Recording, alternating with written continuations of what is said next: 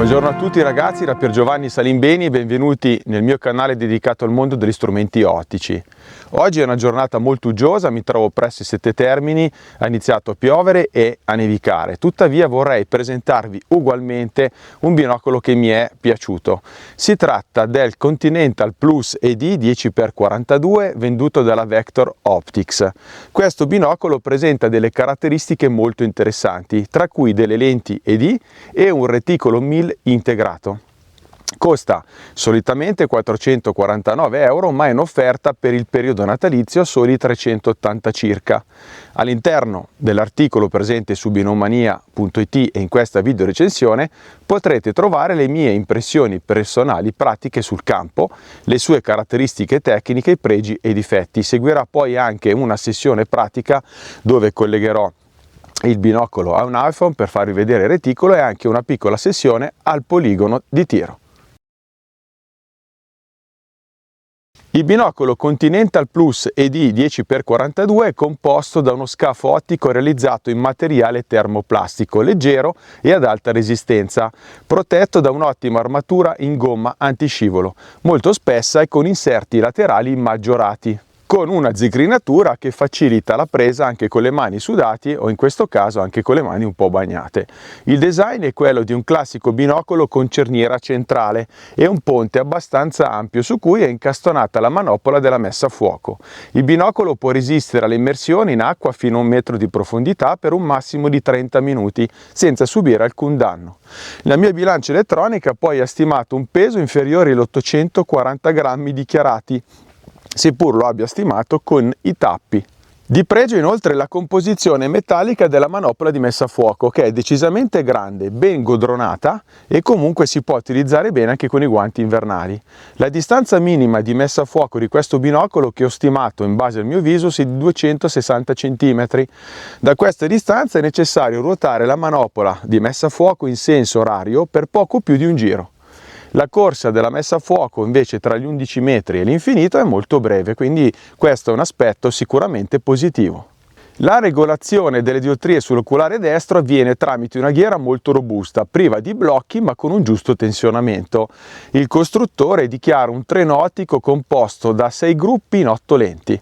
Il binocolo inoltre, come vi ho anticipato, utilizza obiettivi ED a bassa dispersione e le immagini risultano generalmente nitide e contrastate con una resa dei bianchi leggermente calda. Il reticolo è in milli radianti. Come sapete, i reticoli sono utilizzati per stimare la distanza o le dimensioni sia in contesti balistici ma anche che chiamiamoli prettamente geografici. Un milliradiante corrisponde a 10 cm a 100 metri, quindi a una distanza di 100 metri un oggetto che occupa un mil nel reticolo avrà una dimensione di circa 10 cm. A distanze maggiori la dimensione dell'oggetto aumenterà proporzionalmente. Comunque nell'articolo troverete un paragrafo dove spiego come misurare la distanza di un oggetto o la grandezza dello stesso. Per ciò che concerne gli oculari vi posso dire che mostrano un campo grandangolare di 122 metri a 1000 metri, ossia 7 gradi di campo reale e quindi con la formula classica 70 gradi di campo apparente. Ho stimato una distanza di 13 mm dalla lente di campo fino al bordo del paraluce estratto, però consiglio ai portatori di occhiali di verificare il proprio comfort osservativo. Inoltre la mia distanza interpupillare, quella tra gli oculari, è di circa 18 mm e quindi lo giudico, almeno personalmente, un binocolo confortevole.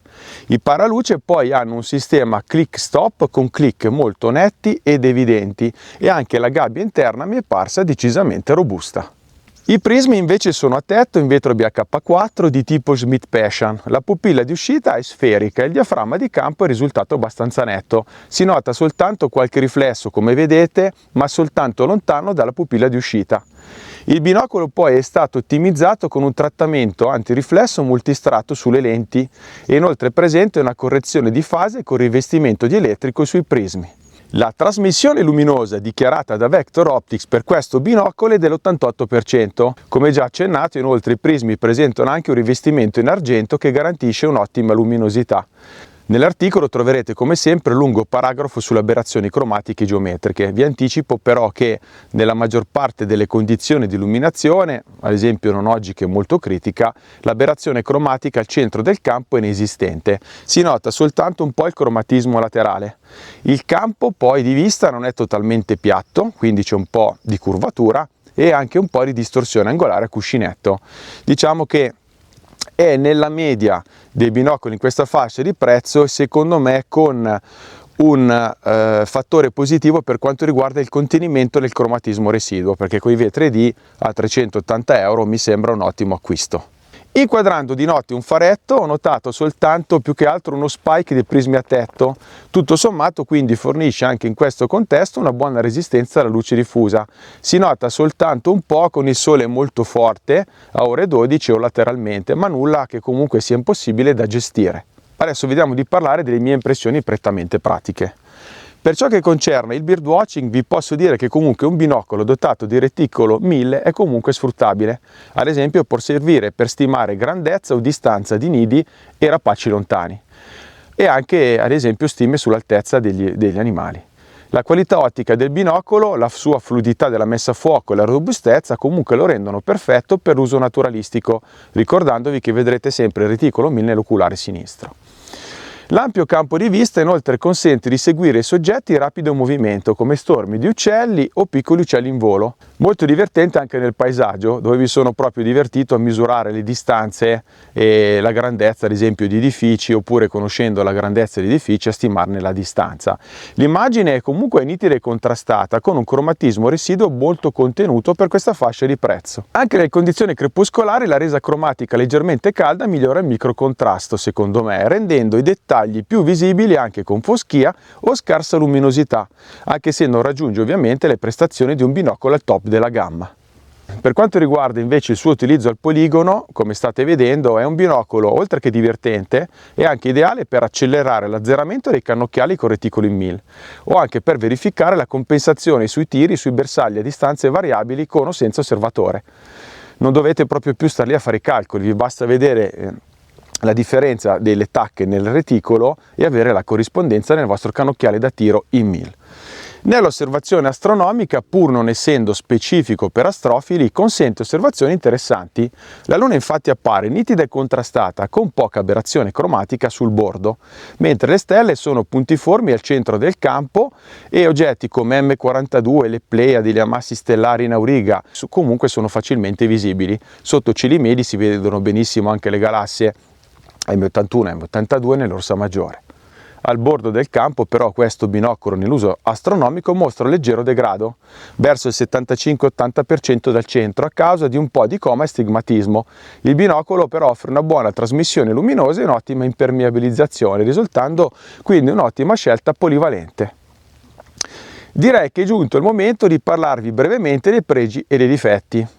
Tra i pregi direi ottimo prezzo di acquisto, vetro ID di alta qualità, reticolo 1000, ruotabile, impermeabilizzazione IPX7 per fortuna perché sta piovendo, buona nitidezza e contrasto, eccellente contenimento del cromatismo residuo, campo apparente grandangolare 70 gradi.